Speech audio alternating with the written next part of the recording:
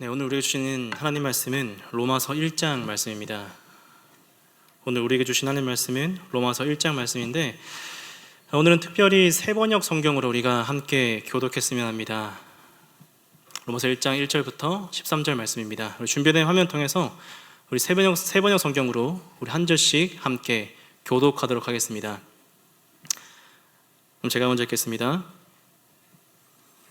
그리스도 예수의 종인 나 바울은 부르심을 받아 사도가 되었습니다. 나는 하나님의 복음을 전하기 위하여 따로 세우심을 받았습니다.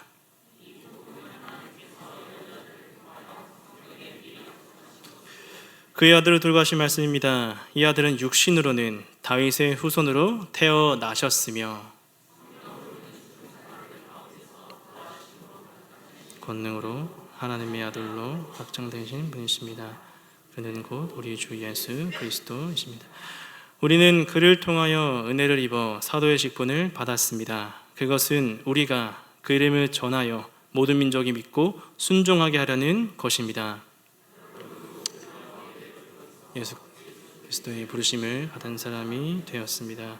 나는 로마에 있는 모든 신도에게 이 편지를 씁니다. 하나님께서 여러분을 사랑하셔서 그의 거룩한 백성으로 부르셨습니다. 하나님 우리 아버지와 주 예수 그리스도께서 내려주시는 은혜와 평강과 여러분에게 있기를 바랍니다. 예수 그리스도를 통하여 감사를 드립니다. 그것은 여러분의 믿음에 대한 소문이 온 세상에 퍼지고 있기 때문입니다.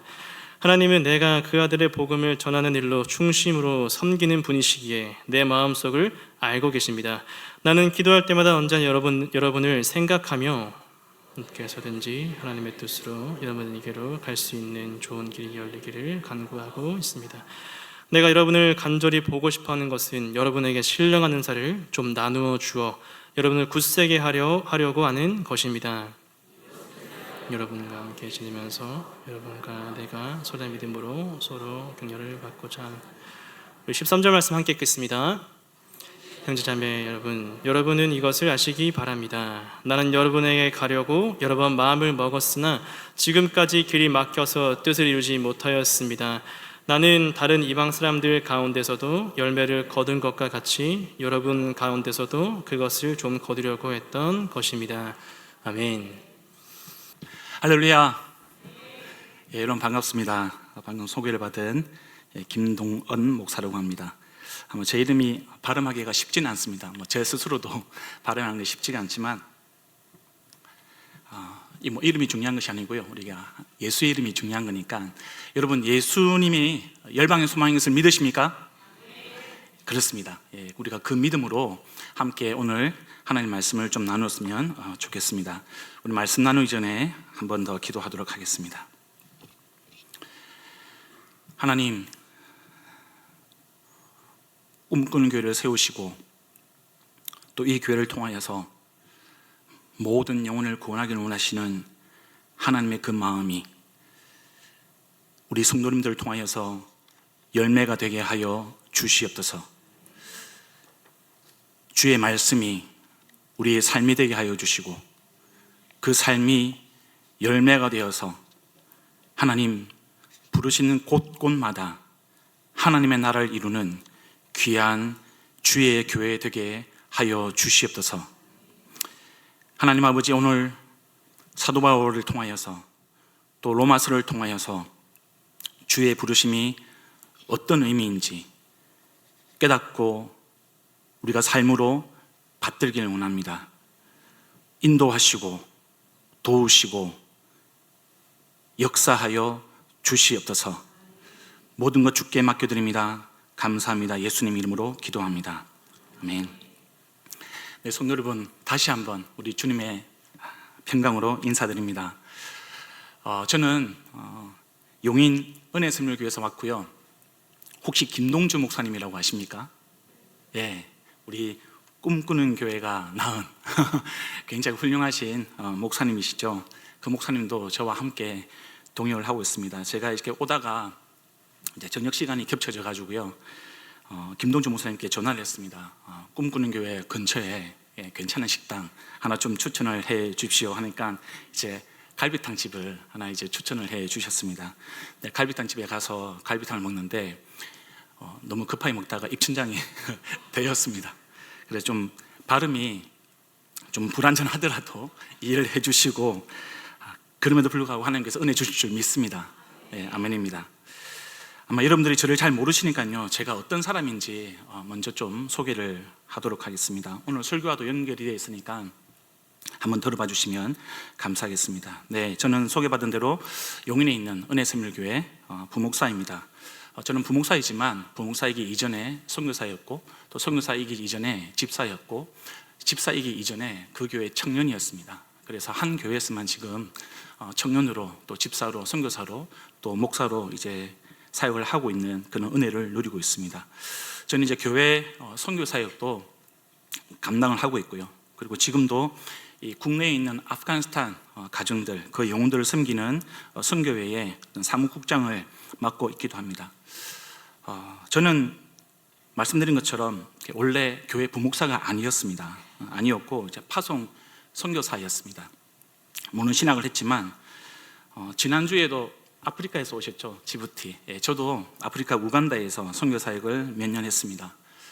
우간다에서 선교 사역을 하기 전에는 북한 선교를 10년 정도 했습니다. 자, 이 꿈꾸는 교회 오기 전에 꿈꾸는 교회 영상 자료를 이렇게 몇 개 봤습니다. 금요기도에 또 설교를 부탁을 하셔서 제가 금요기도에 어떤 분들이 또 설교를 하셨고 어떤 메시지를 공유를 하셨나 나누었나 살펴보니까 북한 선교를 했던 그런 사역자들도 종종 이제 오셨던 것 같습니다. 주로 탈북자 선교, 맞죠? 드러나지 않는 그런 지하교회 사역을 하시는 그런 분들이던데, 교회가 이렇게 민족을 품고 우리 북한과 북한 동포들을 품고 기도하는 것, 관심을 가지는 것 너무나 귀합니다. 여러분, 우리가 북한 선교를 굳이 나누자면 이렇게 앞문, 뒷문, 옆문, 윗문 뭐 이렇게 문으로 좀 구분을 할 수 있겠습니다. 탈북 사역, 지하교회 사역, 이것은 어디에 속할까요? 뒷문 사역에 속합니다. 저는 좀 그것과 다르게 북한을 이렇게 공식적으로 왔다 갔다 하는, 그러니까 통일부의 승인을 받고 또 북한 정부라고 하기에도 좀 그런데요, 어쨌거나 북한의 그 정권의 초청을 받아서 공식적으로 왔다 갔다 하는 그런 안문 선교를 했습니다. 지금이야 이렇게 정치적으로 또 군사적으로 남북 관계가 너무 나빠져 가지고요, 저는 더 이상 이제 북한을 왕래할 수 없는 그런 상황이 되었습니다. 김포를 오면서 김포에는 또 이 북한 선교에 대한 저의 추억이 있습니다. 김포에 굉장히 유명한 농민이 한 분 계시거든요. 정승채 이제 제일영농의 대표이신데, 이분이 청와대에 쌀을 납품하시는 김포에서 굉장히 유명한 농부이십니다. 이분이 하나님을 믿지 않지만 그래도 저희가 하는 사역을 좋게 보시고 북한에 가서 농업을 위해서 쌀 농사를 지었던 것을 함께 사역했던 그런 기억도 있습니다. 그래서 제가 김포 자주 왔다 갔다 했습니다. 강화도까지 해서. 이제나 저제나 저는 다시 북한의 안문이 열리기를 기다리는데요, 닫힌 문이 지금까지도 열리지 않고 있습니다. 그렇게 기다린 것이 벌써 이제 횟수로 15년째가 되어가고 있습니다. 예전에 여러분, 제가 북한을 왕래하면서 사역했던 마을이 있거든요. 그 서해안 위치에 있는 마을인데요, 그 마을에서 사역을 하다가 제가 그 마을에서 사라진 교회 터를 알게 되었습니다. 제가 그 터를 생각할 때, 내가 지금은 비록 북한에 못 가는 상황이 되었지만 언젠가 다시 그 열릴 날을 기다리면서 뭔가 준비를 해보자. 지금까지 내가 구제 사역을 중심으로 했는데 이제는 신학을 배워서 무너진 교회를 세우는 그날을 한번 준비해보자, 이런 마음으로 늦은 나이에 신학교를 갔습니다. 그리고 교회 장학금을 받아가면서 교회 전도사로 이제 사역을 했습니다. 그때 우리 여러분의 교회 공동체의 담임 목사님이신 정연철 목사님을 이제 만나게 되었고요, 목회적인 이제 인연을 맺게 되었습니다. 저에게 이제 정연철 목사님은 가정이 첫 번째 교회라는 것, 그리고 가족이 첫 번째 성도라는 것을 가르쳐 주신 참 귀한 선배 목사님이십니다. 어쨌건 제가 신학대학원을 이제 졸업하고요, 선교단체에 복직을 했습니다. 복직을 했음에도 불구하고 북한의 문은 열리지 않았습니다.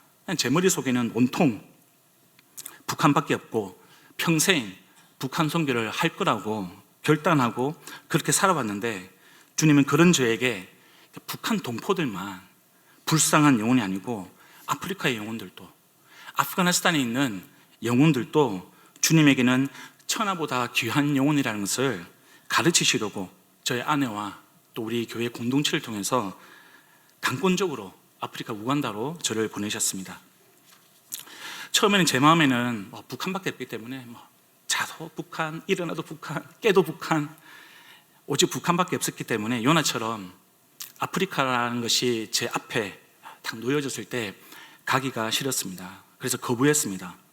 그리고 정작 아프리카를 갔는데도요, 제 마음에 불만이 가득했습니다. 그런데 6개월이 지나면서 신기하게도 아프리카 사람들이 제 눈에 하나님의 영혼으로 들어오기 시작했습니다. 그들에게 복음을 전하고 말씀을 가르치면서 북한만의 하나님이 아니라 열방의 하나님이라는 것을 제가 경험하게 되었습니다. 물론 아직도 북한 선교는 제가 꼭 돌아가야만 할 것 같은 그런 고향 같은 그런 느낌을 가지고 있습니다. 그런데 하나님은 제가 북한을 넘어서서 열방을 바라보는 그런 마음, 그런 눈을 가지게 하셨습니다. 그래서 참 반나절 없이 주어진 사명을 열심히 감당했습니다. 2년쯤 흘렀을까요? 어느 날 원래 제가 좀 시력이 좋진 않았습니다. 근데 그 시력이 더 안 좋아졌다는 것을 제가 직감적으로 느꼈습니다.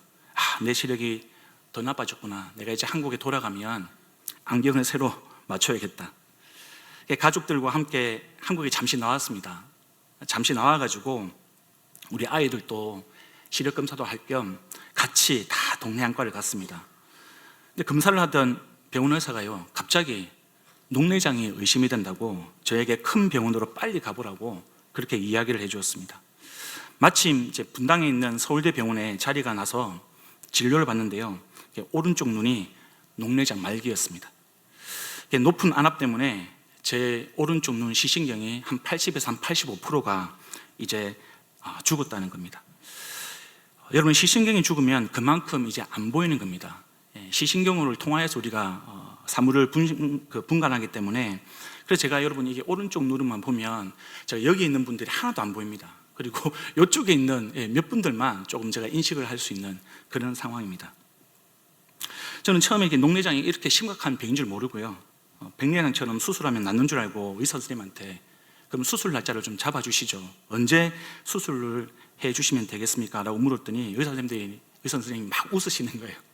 웃으시더니 아유 선생님, 죽은 시신경 못 살립니다. 그래도 왼쪽 눈은 아직 괜찮으니까 왼쪽 눈 잘 관리하세요. 좀 충격이긴 했지만 흔들리는 마음을 좀 붙잡았습니다. 나에겐 그래도 왼쪽 눈이 남아있다, 이런 마음으로 마음을 다잡았습니다. 그래서 안압을 떨어뜨리는 이제 약을 제가 처방받고 1년치 약을 받아서 다시 이제 아프리카 우간다로 돌아갔습니다.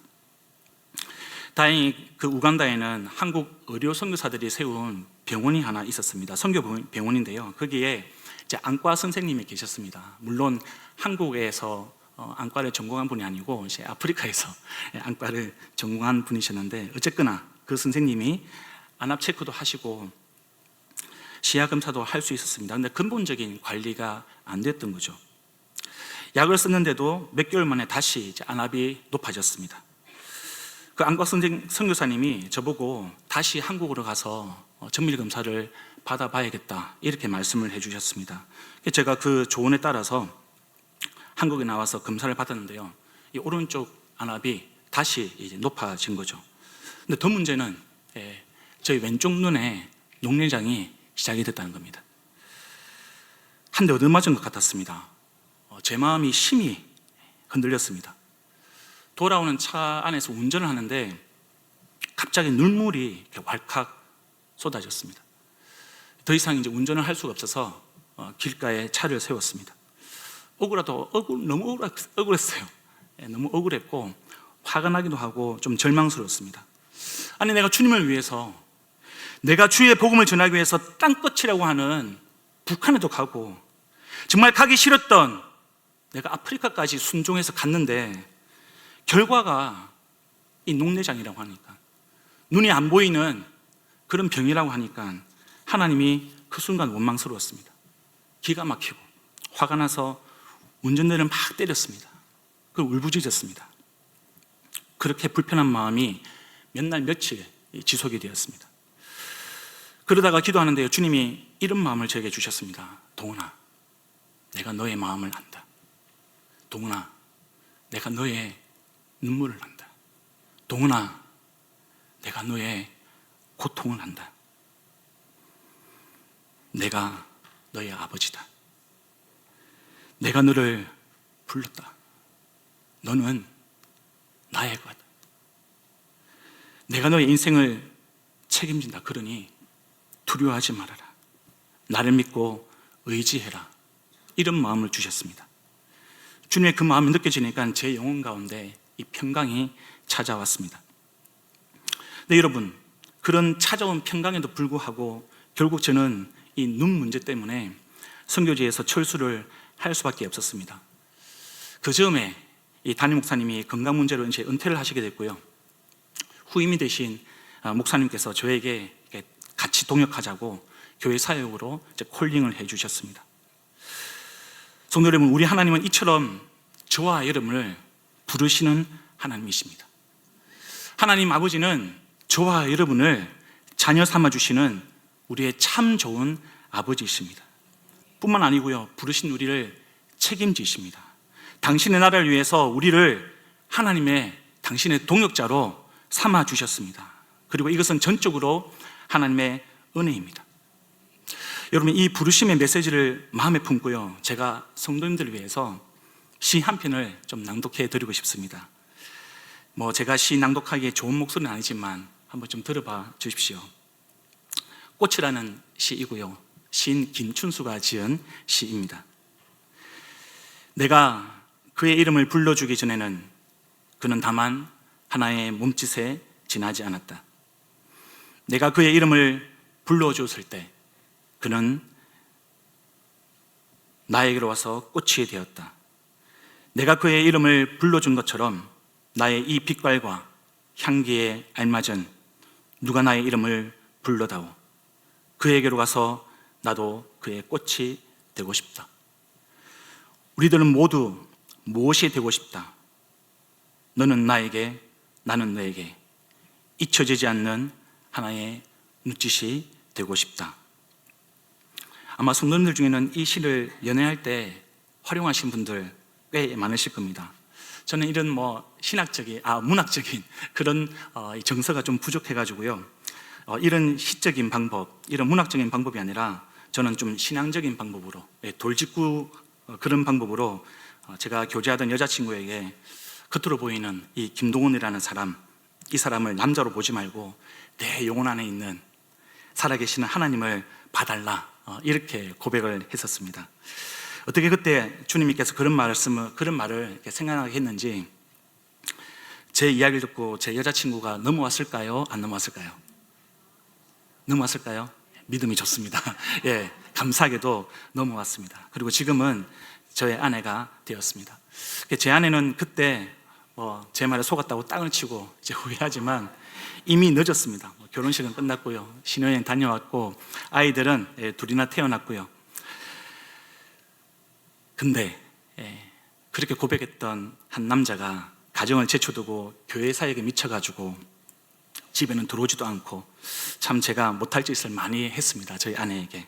그때 정현철 목사님이 이제 구원의 손길을 베풀어 주셔가지고 저희 아내도 상담해 주시고 저도 상담해 주셔가지고 제가 바른 눈으로 가정을 바라볼 수 있도록 도와주셨습니다.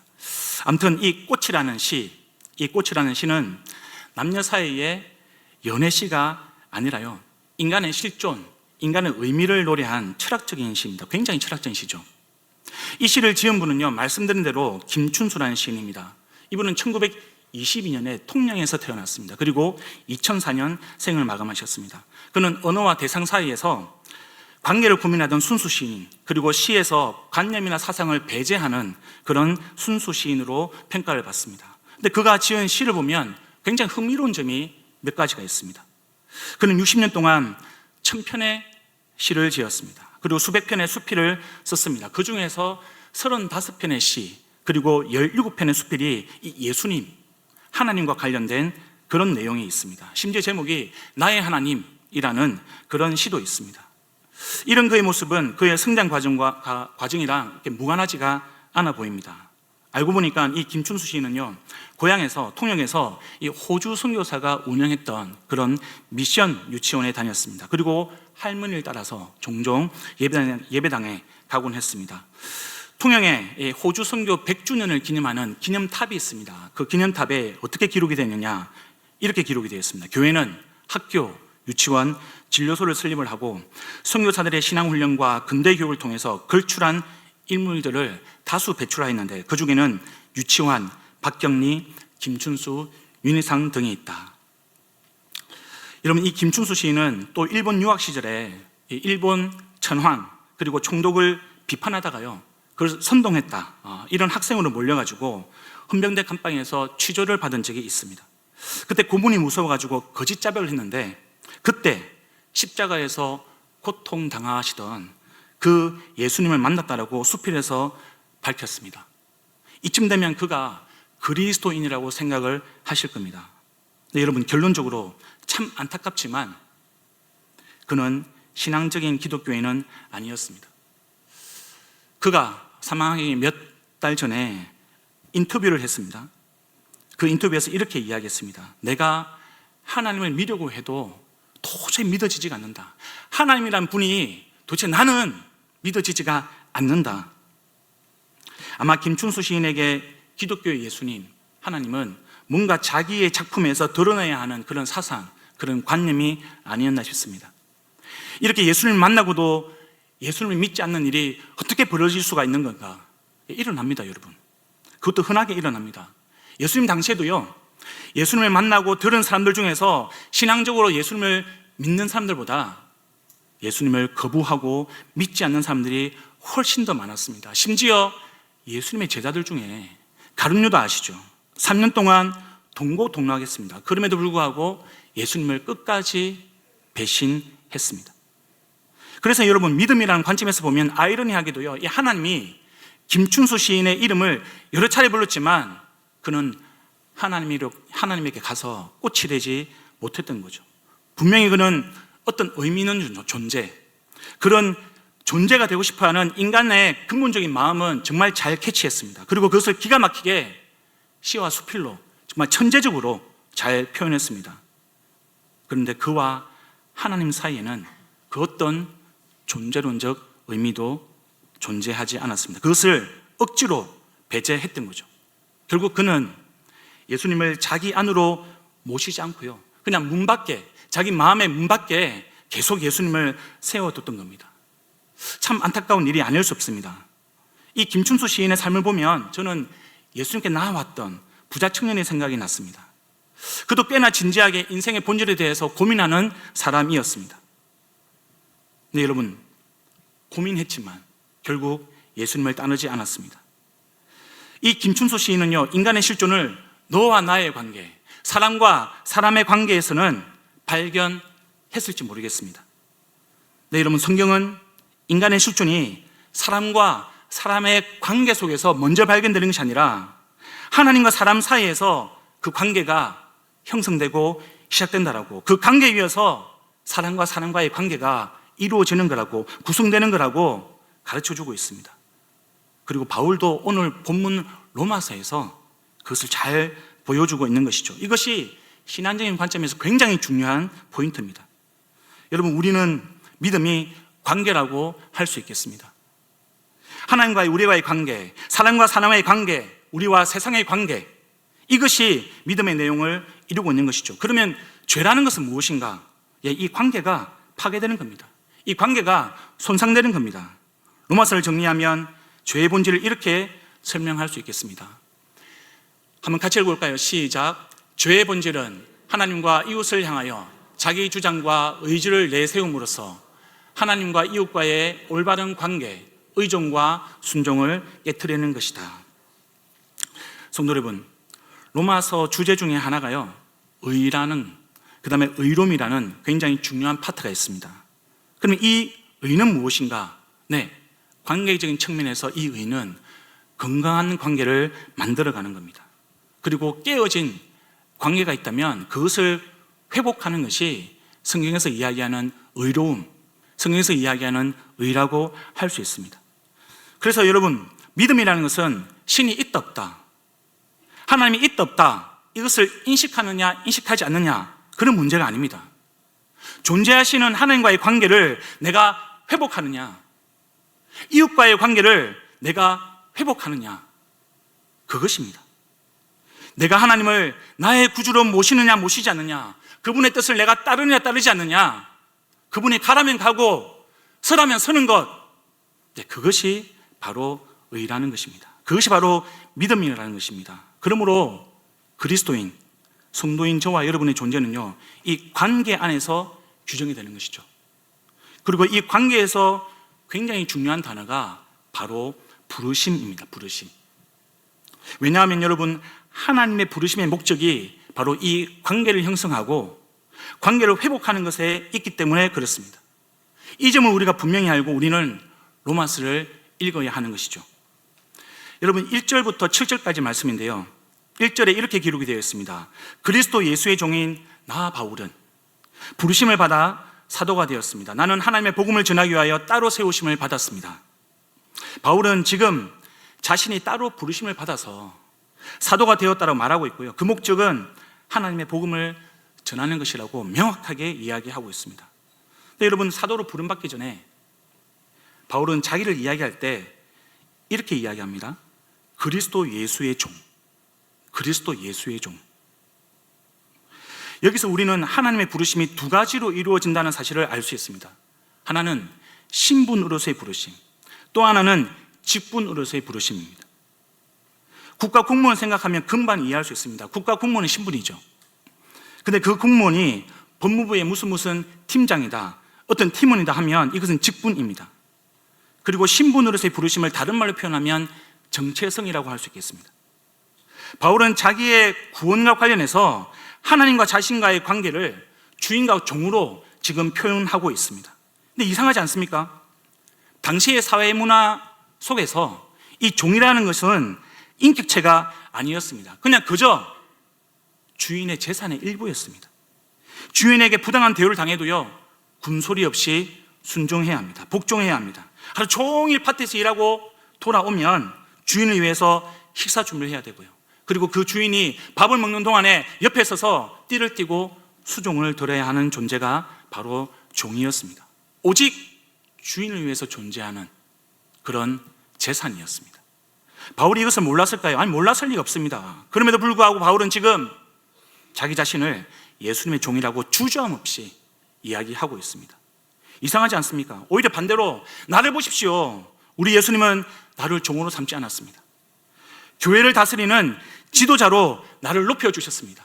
나를 친구로, 나를 가족으로, 나를 인격체로 우리 예수님은 나를 대해주셨습니다. 그만큼 우리 예수님은 사랑이 넘치는 분입니다. 그만큼 우리 예수님은 자비로운 분입니다. 이렇게 말을 해야 사람들에게 더 큰 감동을 줄 수 있는데 지금 전혀 그렇지가 않습니다.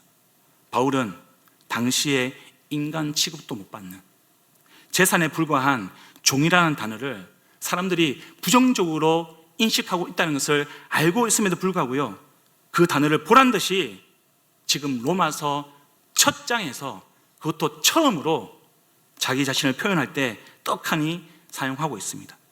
네, 굉장히 의도적인 그런 사용입니다. 뭔가 전하고 싶은 사도 바울의 강한 메시지가 있다는 겁니다. 그게 어떤 걸까요? 빌립보서 2장 6절부터 11절 말씀입니다. 제가 읽어드리겠습니다. 그는 하나님의 모습을 지니셨으나 하나님과 동등함을 당연하게 생각하지 않으시고 오히려 자기를 비워서 종의 모습을 취하시고 사람과 같이 되셨습니다. 그는 사람의 모양으로 나타나셔서 자기를 낮추시고 죽기까지 순종하셨으니 곧 십자가에 죽기까지 하셨습니다. 그러므로 하나님께서는 그를 지극히 높이시고 모든 이름 위에 뛰어난 이름을 그에게 주셨습니다. 그리하여 하늘과 땅 위와 땅 아래 있는 모든 것들이 예수의 이름 앞에 무릎을 꿇고 모두가 예수 그리스도는 주님이시라고 고백하여 하나님 아버지께 영광을 돌리게 하셨습니다. 지금 바울이 하고 싶은 이야기가 이겁니다. 로마 교회 성도들이여, 저는 예수님의 종이 맞습니다. 저는 기꺼이 예수님의 종이 되겠습니다. 그런데 여러분, 아셔야 하는 것이 하나가 있습니다. 제가 예수님의 종이 되는 것은 먼저 우리 예수님이 나를 구원하기 위해서 종이 되셨기 때문입니다. 그분은 하나님의 아들이었습니다. 그분은 높고 높으신 하나님의 아들이었습니다. 그런데 저와 여러분을 위해서 이 땅에 종으로 오셨습니다. 그리고 기꺼이 십자가에 못 박혀 죽기까지 순종하셨습니다. 저는 그분 때문에 구원을 받았습니다. 저는 이제 하나님의 자녀가 되었습니다. 저는 완전히 새 사람이 되었습니다. 이제 나는 예수님을 본받기 위해서, 나를 위해서 자기 목숨을 아끼지 않고 내어주신 예수님을 위해서, 그 예수님을 위해서 다시 종이 되겠습니다. 나를 위해 종이 되신 분 앞에 내가 어떻게 종이 되는 것을, 종의 신분을 꺼려할 수 있겠습니까? 나는 정말 기쁜 마음으로 예수님의 종이 되겠습니다. 그러니 당신들도, 로마교회 성도들이여, 나와 마찬가지로 우리의 구원을 위해서 종의 모습으로 십자가에 죽으신 예수님의 종이 바로 당신들입니다. 바울은 이 이야기를 로마교회 성도들에게 하고 싶은 겁니다. 그리고 또 하나, 내가 예수님의 종이다, 바울이 이렇게 이야기하는 것은 다른 의미가 있다는 것도 우리는 알아야 합니다. 그것은 예수님의 종인 내가, 기꺼이 예수 그리스도의 종이 된 내가 당신들을, 로마교회 성도들, 당신들을 위해서 내가 종처럼 섬기겠다는 겁니다. 에이, 목사님, 그런 내용이 어디 있습니까? 지금 너무 과장해서 해석하는 거 아닙니까? 과연 그럴까요? 여러분, 마태복음 20장 26절부터 28절 말씀입니다. 우리 한 목소리로 함께 읽습니다. 그러나 너희끼리는 그렇게 해서는 안 된다. 너희 가운데서 위대하게 되고자 하는 사람은 누구든지 너희를 섬기는 사람이 되어야 하고, 너희 가운데서 어떤 이 되고자 하는 사람은 너희의 종이 되어야 한다. 인자는 섬김을 받으러 온 것이 아니라 섬기러 왔으며 많은 사람을 위하여 자기 목숨을 몸값으로 주러 왔다. 아멘. 성도 여러분, 당시 주인과 종의 관계였어요. 누가 봐도 위대한 사람은 주인입니다. 어떤 되는 사람은 주인입니다. 종이 아니고요. 그런데 예수님은 그 주인과 종에 대해서 새로운 관계를 지금 제시하고 있습니다. 그것이 어떤 것이냐? 주인이 종을 섬겨야 한다는 거예요. 종이 주인이 섬기는 게 너무나 당연한데, 바꾸어서 거꾸로 예수님은 주인도 종을 섬겨야 한다라고 새로운 관계를 이야기해 주고 있습니다. 구원이라는 것은 섬김을 받는 높은 자리에 올라가는 것이 구원이 아닙니다. 반대로 섬기는 자리로 내려오는 것, 그것이 구원입니다. 제가 섬기는 교회는 올해 해외 6개국, 국내 3개 지역 단기 봉사를 갔습니다. 여러분, 가면 고생입니다. 8박 9일, 4박 5일 고생 엄청 합니다. 돈 들여서, 시간 들여서 그 고생을 왜 하는 것인가? 섬기러 가는 거죠. 섬기러 가는 겁니다. 종처럼 섬기러 가는 겁니다. 그럼 왜 섬기는 것인가? 가톨릭처럼 구원의 조건으로 나의 선행을 쌓기 위해서? 아니죠.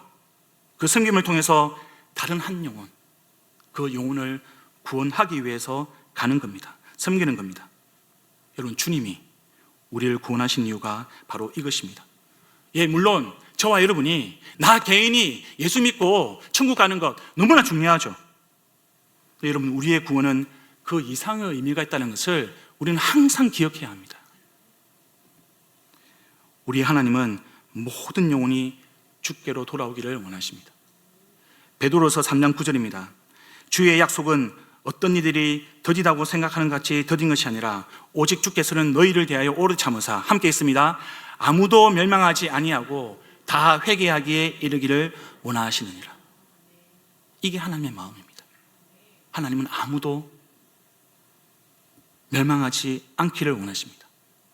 모두 다 회개하고 주께로 돌아오기를 원하시는 것이 하나님의 마음입니다. 이를 위해서 저와 여러분을 무엇으로 부르셨다고요? 하나님의 동역자. 하나님의 동역자. 고린도전서 3장 9절 말씀입니다. 우리 함께 있습니다. 우리는 하나님의 동역자들이요 너희는 하나님의 밭이요 하나님의 집이니라. 여러분, 구원받은 사람, 하나님의 동역자는 예수님처럼 섬기는 사람입니다. 종이 되는 사람이 바로 구원받은 사람이요 하나님의 동역자입니다. 갈라디아서 5장 13절 한 목소리를 읽어보겠습니다. 시작. 형제들아, 너희가 자유를 위하여 부르심을 입었으나 그러나 그 자유로 육체의 귀를 삼지 말고 오직 사랑으로 서로 종노릇하라. 하나님께서 저와 여러분을 부르셨습니다. 하나님께서 저와 여러분을 자녀로 부르셨고요, 하나님의 동역자로 부르셨습니다. 무엇을 위해서요? 네, 서로 종노릇하라고. 그것이 하나님이 말씀을 통해서 우리에게 가르쳐주고 계시는 겁니다. 사랑하는 꿈꾸는 교회 형제자매 여러분, 여러분 가운데 한 분도 예외 없이 예수님처럼, 바울처럼 영혼을 살리기 위해서 서로 종노릇하는 귀한 성도가 되시기를 우리 주님 이름으로 축원드립니다. 여러분, 자신이 이제 예수님의 종이라고 고백했던 그 바울은 이제는 하나님의 부르심을 받아서 사도가 되었다라고 선언하고 있습니다. 사도는 헬라어로 아포스톨로스입니다. 보냄을 받은 사람이란 뜻이죠. 좁은 의미로는 예수님과 함께 동고동락했던, 예수님과 함께 지내면서 예수님께 권위를 부여받고요, 부활하신 예수님의 정인으로 그 사명을 감당했던 12제자, 그 12제자가 좁은 의미의 사도들입니다. 예외적으로 이 다메섹에서 예수님을 만난, 그리고 따로 세움을 받은 사도 바울이 예외적으로 사도로 인정을 받았습니다. 이런 의미에서 여러분, 초대교회의 사도들은 모두 사망하면서 이런 사도의 직분은 다 사라졌다고 우리가 이해해도 무방합니다. 아니, 그것이 사실이죠. 네, 여러분, 우리가 기억해야 하는 것 한 가지가 더 있습니다. 그것은 사도의 직분은 사라졌지만 사도적인 삶, 그 사도들이 우리에게 보여주는 삶, 그 삶은 남아있다는 것을 우리는 또한 기억해야 하는 겁니다. 우선 여러분, 예수님부터 당신이 직접 하나님으로부터 보냄을 받은 자라고 말씀했습니다. 히브리서 기자는요, 예수님을 사도라고 칭했습니다. 바울 이외에도 예수님의 형제 야고보, 바나바, 안드로니고, 유니아, 이런 사람들도 사도라고 부름을 받았습니다. 이들은 모두 부활하신 예수님의 명령을 따라서 복음을 전했던 사람들입니다. 그래서 넓은 의미에서의 사도라는 것은 예수님의 부르심을 따라서 복음을 전하고 가르치고 전 세계에서 믿음의 공동체를 세우는 그런 사도적인 사명을 감당하는 사람들, 그들 또한 넓은 의미에서는 사도라고 이야기할 수 있겠습니다. 지금 제가 신사도주의에서 이야기하는 그 직통 계시 받아가지고 내가 사도다, 이런 사람들을 이야기하는 게 아닙니다. 오늘날에도 주님이 복음을 전하기 위해서 우리를 영적인 사도로 부르신다는 의미입니다. 우리는 초대교회에서의 사도 직분은 받지 않았습니다. 그 사도 직분은 사라졌습니다. 그러나 주님은 저와 여러분을 사도적인 삶을 살라고 사도처럼 부르셨습니다. 이것이 오늘 본문 5절부터 7절까지의 말씀, 바울이 전하고자 하는 핵심적인 메시지죠. 다시 한번 읽어보겠습니다. 여러분, 같이 읽겠습니다. 시작. 우리는 그를 통하여 은혜를 입어 사도의 직분을 받았습니다. 그것은 우리가 그 이름을 전하여 모든 민족이 믿고 순종하게 하려는 것입니다. 여러분도 그들 가운데 들어 있어서 예수 그리스도의 부르심을 받은 사람이 되었습니다. 나는 로마에 있는 모든 신도에게 이 편지를 씁니다. 하나님께서는 여러분을 사랑하셔서 그의 거룩한 백성으로 부르셨습니다.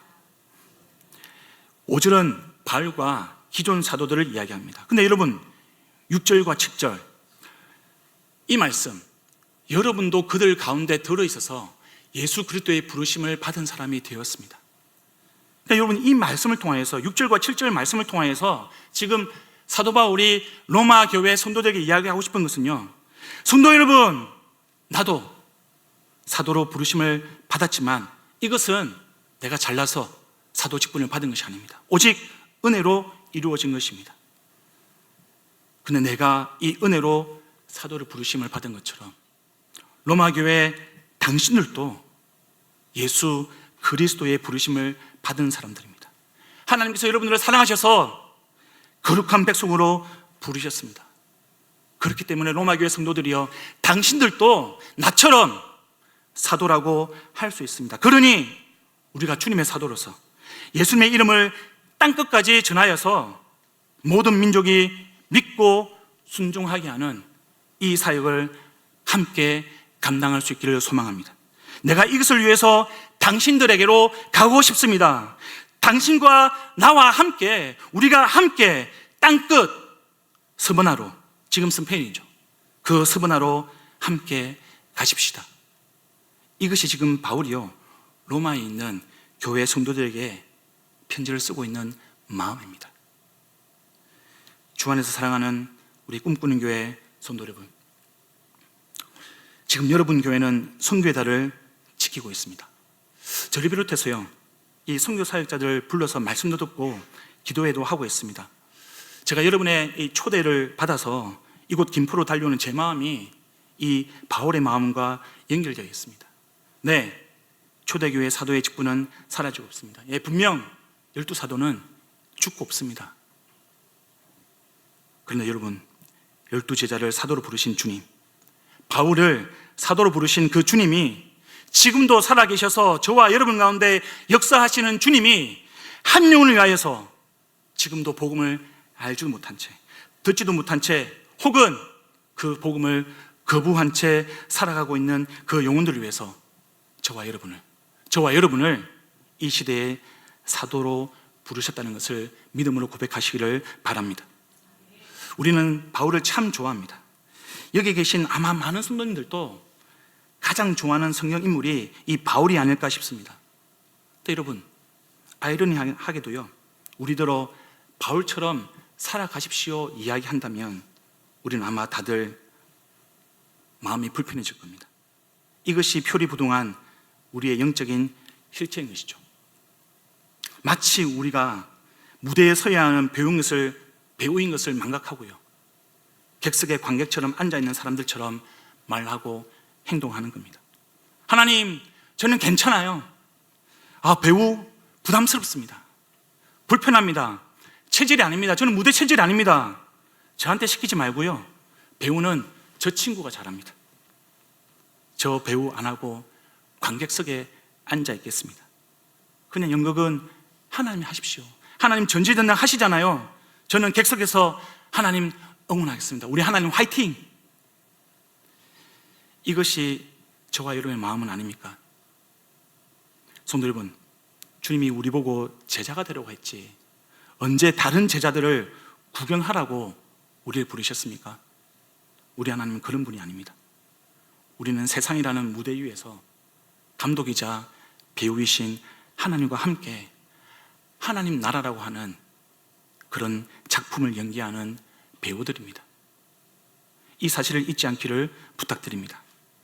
혹시 여러분이 이 사실을 잊어버리고 관객의 자리에 앉아 있다면 속히 다시 무대로 복귀해 주시기를 부탁드리겠습니다. 꿈꾸는 교회가 올해 단기 선교를 필리핀과 태국으로 다녀왔다고 제가 들었습니다. 국내 단기 선교는 타문화권이 아니니까 선교라고 부르기에는 좀 어려움이 있습니다. 무리가 있지만 그래도 전도 여행이니까 이것까지 포함해서 한 180여 분 다녀왔다고 들었습니다. 굉장히 많은 숫자입니다. 자체로는 굉장히 많은 숫자이긴 하지만 여러분, 제가 여러분 교회에, 이 꿈꾸는 교회의 작년 출석 성도 수가 2,400명이라고 들었습니다. 그러니까 10%도 안 가는 거죠. 그리고 파송 선교사 가정이 한 가정이라고 들었습니다. 그리고 협력 선교사 27가정이라고 들었습니다. 우리가 이제 교회 사역자로 치면 이 파송 선교사는 전임 사역자라고 할 수 있고요, 그 다음에 협력 선교사는 파트 사역자라고 할 수 있겠습니다. 전도사라고 부를 수 있겠죠. 여러분 교회에 전임 사역자가 몇 분 계시죠? 아마 한 8명에서 한 10명 정도 되지 않을까, 이 정도 규모가 된다면. 파트 사역자는 한 몇 분 정도 계실까요? 그런데 이 정도 되는 규모의 교회에서 주판송 선교사가 한 가정이다. 이것은 제가 생각하기에는 조금 비율이 맞지 않다, 이런 느낌이 드는 것도 사실입니다. 제가 일정과 프로그램도 단기선교 일정과 프로그램도 제가 부탁을 드려서 좀 확인을 해봤습니다. 3박 5일이더라고요. 3박 5일. 가는데 하루 걸립니다. 그렇죠? 그리고 오는데 하루 걸립니다. 그럼 나머지 하루 이틀 이제 사역을 한다는 건데, 그 내용도 한번 여러분들 고민해 봤으면 좋겠습니다. 만약 여러분 이 꿈꾸는 교회가 어떤 선교의 걸음마 단계라면 이런 일정으로 필리핀, 태국으로 단기 선교 가는 것 제가 이해할 수 있습니다. 근데 여러분, 꿈꾸는 교회가 제가 보기에는 아직 그런 수준에 머물러 있는 것은 아무래도 아닌 것 같습니다. 제가 선교의 달 첫 강사로 오신 목사님 설교 영상도 제가 한번 들어봤습니다. 이런 내용이 있었습니다. 아프리카 교회는 유럽 교회가, 아메리카는 미국 교회가, 아시아는 한국 교회가 그 선교를 담당하자는 그런 내용이었습니다. 네, 제가 그렇게 말씀하시는 목사님의 마음은 충분히 이해합니다. 근데 여러분, 우리가 그렇게 인위적으로 나누게 되면 우리가 사실을 좀 왜곡할 수 있습니다. 19세기 말 영국과 미국 선교사님들이 땅끝이었던 이 조선 땅으로 복음을 들고 오지 않았다면, 그분들이 유럽과 아프리카와 아메리카에서 멈추었다면 지금 저와 여러분은요, 이 자리에 없을 가능성이 굉장히 큽니다. 한국 선교사의 아시아 편종은 장점이 아니라 꼭 해결해야 하는, 풀어야 하는 해묵은 선교 과제입니다. 이건 저의 주장이 아니고요, 대다수 선교 전문가들이 다 알고 있는 내용입니다. 2013년 한국교회가 파송한 한국 국적의 장기 선교사 174개국에 21,917명, 한 22,000명 됩니다. 아마 통계에 안 잡히는 선교사들 포함하면 좀 더 많을 것 같습니다. 근데 이 선교사들의 분포도가 아시아가 58.6%, 60%가 아시아에 다 계십니다. 그리고 미국, 캐나다 10%, 유럽 8.7, 아프리카 8.4, 중남미 4.5, 중동 4.5, 남태평양 3.1, 요 순입니다. 여러분, 오해 없기를 바랍니다. 그래서 아시아에 그런 복음이 필요 없냐? 제가 지금 그 말씀 드린 게 아니고요, 우리는 복음이 더 필요한 곳, 땅끝으로 가는 것을 멈추어서는 안 된다는 것. 사도행전 1장 8절 말씀입니다. 우리 함께 읽어보겠습니다. 시작. 오직 성령이 너희에게 임하시면 너희가 권능을 받고 예루살렘과 온 유대와 사마리아와 땅끝까지 이르러 내 증인이 되리라 하시니라. 아멘. 아멘입니까? 예, 아멘입니다. 예, 예루살렘, 온 유대, 사마리아, 그리고 어디까지요? 땅끝까지 이르러. 땅끝까지 이르러. 예루살렘에서 멈추는 것이 아니고요, 유대에서 멈추는 것이 아닙니다. 사마리아에서 멈추는 것이 아니고요, 우리는 땅끝까지 나아가야 되는 겁니다. 기억해 주시길 부탁드리겠습니다. 땅끝까지 우리 꿈꾸는 교회 공동체가 주의 말씀에 순종해서 나아가기를, 복음의 증인이 되기를 우리 주님의 이름으로 축원드립니다. 또한 여러분, 주님의 이 부르심의 본질은 그 양과 시간에 있지 않다는 사실도 기억해 주십시오. 오히려 그 깊이와 강도에 있습니다. 바울은 내가 누구보다 더 오래 사역했다, 이런 말 안 했습니다. 내가 누구보다 더 많은 사역을 했다, 더 큰 사역을 했다, 더 위대한 사역을 했다, 이런 말 안 했습니다. 그런 거 내세우지 않았습니다. 이와 관련해서 여러분, 두 분의 선교사를 기억해 주시기를 부탁드립니다. 미국의 루비 캔들리 선교사, 캐나다의 윌리엄 존 맥킨지 선교사. 이 루비 캔들리 선교사는요, 사진 보시면 왼쪽에 있는 여자분이 루비 캔들리 선교사고요, 오른쪽에 계신 분이 윌리엄 존 맥킨지 선교사입니다. 루비 캔들리 선교사는 미국 캔자스에서 1883년도에 태어났습니다. 그리고 1905년 여자 성경학교를 졸업하고 선교사로 자원했습니다. 2년을 준비하고 1907년 남감리교 선교사로 조선으로 왔습니다. 그리고 개성에서 선교사로 봉사했습니다. 캔드릭은 아침 기도회를 인도하고요, 영어를 가르치고 아픈 아이들을 간호하는 일을 맡아서 헌신했습니다. 그리고 가족들에게 이렇게 편지했습니다. 나는 이곳에서 참 행복합니다. 심지어 나의 오랜 소원이 이루어졌고 그 소원은 아름답게 더 커지고 있습니다. 만약 저에게 천개의 생명이 있다면 그 모두를 조선을 위해서 기꺼이 바치겠습니다. 네, 여러분, 이분이 안타깝게도 우리 한국 땅을 밟은 지, 조선 땅을 밟은 지 9개월 만에 25세의 나이로 사망을 합니다. 자신이 병들었을 때 자기 건강보다 오히려 학교에서 그 아픈 우리 조선 여학생들, 한국 여학생들을 돌보는데 무리를 해서 힘을 쏟았습니다. 정작 자기의 병은 점점 심각해졌고요, 세브란스 병원을 옮겨서 수술을 받았지만 안타깝게도 회복하지 못한 채 영원한 본향으로 먼저 가셨습니다. 캔드릭 선교사는 죽기 전에 미국 교회를 향해서 이렇게 편지를 썼습니다. 조선에서의 나의 사역이 너무 짧게 끝나면 나는 보다 많은 나의 조국의 젊은이들이 이곳에 오기를 원합니다. 이 편지를 읽은 파송단체 청년들이 이 캔드릭 선교사를 이어서 다시 조선 선교사로 자원했습니다. 한 분 더 계시죠. 존 맥켄지 선교사. 1861년 캐나다에서 태어났습니다. 캐나다 최초의 조선 선교사입니다. 그는 신학생 시절에 북극에서 18개월 동안 원주민들을 상대로 단기 선교를 했습니다. 캐나다 장로교회에 나를 조선 선교사로 보내주십시오, 그렇게 청원했지만 이 캐나다 장로교회는 다른 동남아 지역에 선교를 집중하고 있던 그런 전략이었기 때문에 이 맥켄지의 요청을 거절했습니다. 여기에 굴하지 않고 이 맥켄지 선교사는 스스로 생활비를 모았습니다.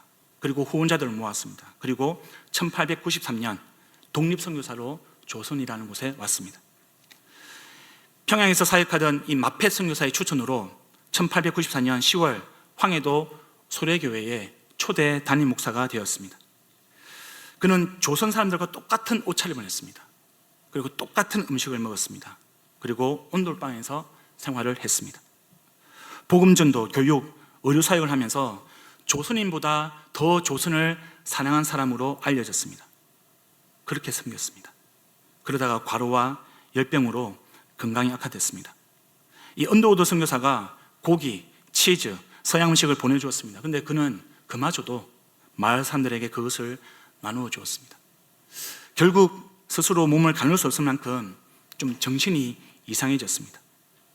그 이상한 정신 때문에 결국 스스로 목숨을 끊는 그런 사고가 발생을 했습니다. 그의 나이 겨우 34세였고요. 조선에 온 지 2년이 채 안 되었습니다. 그런데 여러분, 그의 죽음이 끝이 아니었습니다. 오히려 캐나다의 조선 선교의 시작이 되었습니다. 이 맥켄지가 죽자 소래교회의 설립 멤버였던 이 서경조 장로가요, 맥켄지 선교사님과 같은 분을 우리에게 보내주십시오, 이렇게 캐나다에 편지를 보냅니다. 이 편지를 받고 캐나다 장로교회가 1897년 3명의 선교사를 공식적으로 조선에 파송하게 됩니다. 그 후에도 계속해서 184명, 그 184명의 캐나다 선교사들이 조선으로 오게 됩니다. 그리고 조선의 동북부 지역에서 수십 개의 교회와 학교를 세우고요, 영혼 구원의 열매를 맺었습니다. 사랑하는 성도 여러분, 이 캔드릭 맥켄지 선사님이 비록 이 땅에 온 지 9개월 그리고 2년이 안 되어서 순교했지만 어느 누가 이분들의 생애가 짧았다고 말할 수 있겠습니까? 비록 25년, 34년을 살았지만 80년, 90년을 사는 우리보다도 더 의미 있는 생애를 산 것이라고 할 수 있겠습니다. 인생은 연수와 날수가 중요한 것이 아닙니다. 얼마나 하나님을 사랑하고 섬기는지, 얼마나 이웃을 사랑하고 섬기는지, 그것이 하나님께는 중요한 것입니다. 이분들이 오직 주님의 부르심에 순종한 이 시대의 사도들인 거죠. 이들 덕분에 저와 여러분이 주님을 만나서 지금 이 자리에 있는 겁니다. 그 부르심을 따라서 사도로, 제자로 후회 없이 후퇴 없이 믿음으로 살아가기를 이분들이 원하고요. 이분들이 삶의 의미가 우리의 삶을 사도의 삶으로 바꾸어 놓기를 하나님은 원하시는 겁니다. 이제 주님이 저와 여러분을 부르십니다. 우리 차례입니다. 사랑하는 성도 여러분, 반응하지 않으시겠습니까? 주님의 이 부르심에 저와 여러분이 사도적인 삶으로 반응하지 않으시겠습니까? 저와 여러분이 사도적인 삶을 살아가기를 축복합니다.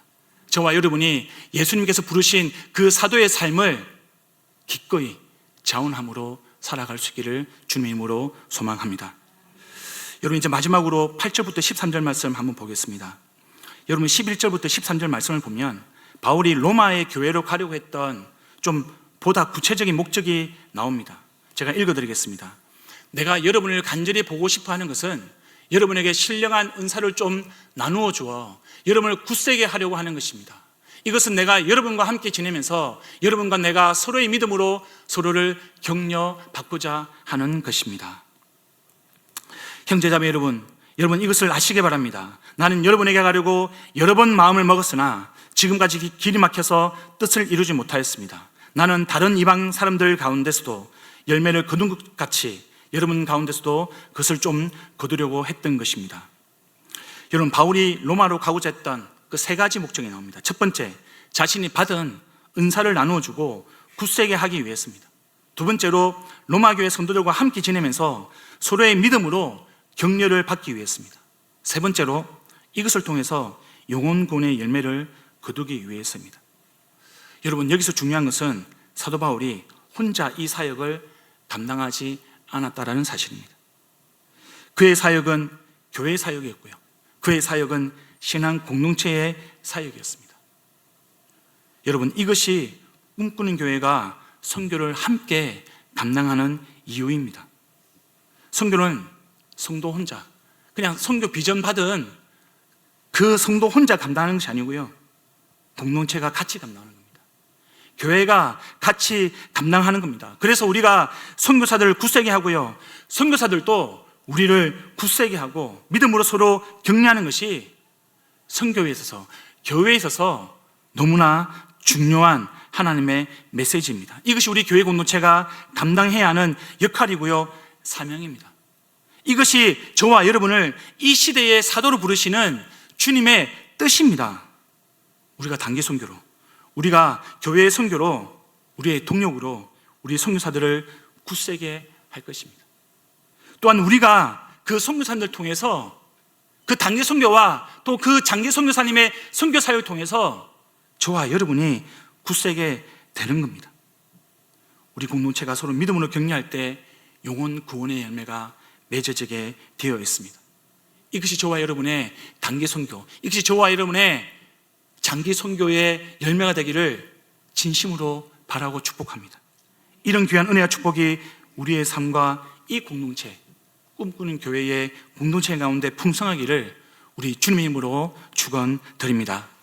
여러분, 말씀을 기억하면서 함께 이 찬양 올려드리기 원합니다. 오직 주의 사랑에 매여, 이 찬송을 올려드리기 원하는데요, 여러분, 이 찬송은 저희 교회 파송 선교사님이었던 우리 안대옥 선교사님이 중국에서 순교하셨을 때 이 고영원 전도사님이 그 죽음을, 그 순교를 기념하면서 지었던 찬송입니다.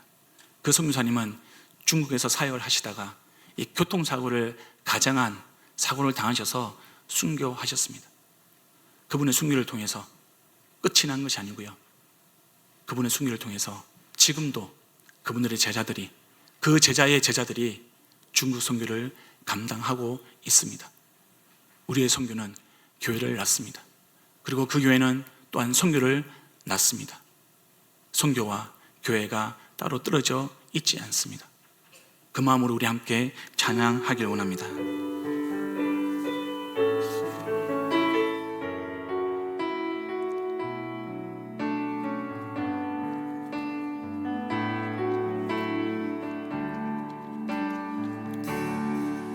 오직 주의 사랑에 매여 내요 기뻐 노래합니다. 이 소망의 언덕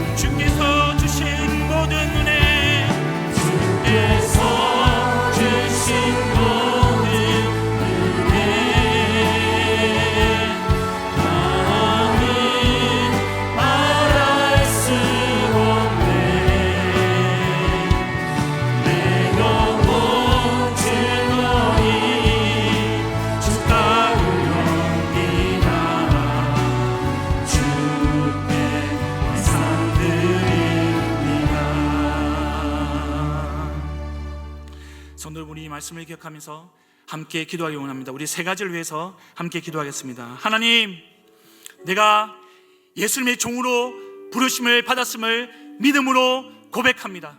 하나님, 종으로 살아갈 수 있게 도와주십시오. 복음을 위하여, 영혼 구원을 위하여 내가 높아지는 자가 아니라 하나님, 내가 종처럼 낮아지는 자가 되게 하여 주시고, 예수님이 나의 종이 되어 주신 것처럼 내가 하나님 사랑하는 나의 이웃과 친구들과 가족들을 위하여서 하나님 종의 삶을 살아갈 수 있도록, 기꺼이 그는 삶을 살아갈 수 있도록 하나님 도와주시고 인도하여 주시옵소서. 두 번째로는 우리 사도로 부르심을 받은 삶을 결단하길 원합니다. 하나님께서는 우리를 사도로 부르셨습니다. 그 사도로 부르심을 받은 우리는 사도적인 삶을 살아야 합니다. 영혼 구원을 위하여서 내가 어디에서나 땅끝까지 주의 복음을 들고 가서 사도로 살아갈 수 있도록 하나님 나이를 붙들어 주시고 인도하여 주시옵소서. 그리고 하나님, 우리 꿈꾸는 교회 공동체가 오직 주님께서 베풀어 주시는 이 선교의 사명을 사도적인 부르심으로 깨닫고 모든 성도들이 한 명의 예외도 없이 하나님 나라 위하여 영혼 구원을 위하여서 오직 헌신하고 봉사하고 낮아지는 공동체 될 수 있도록 우리 함께 주여 외치고 기도하시겠습니다. 주여.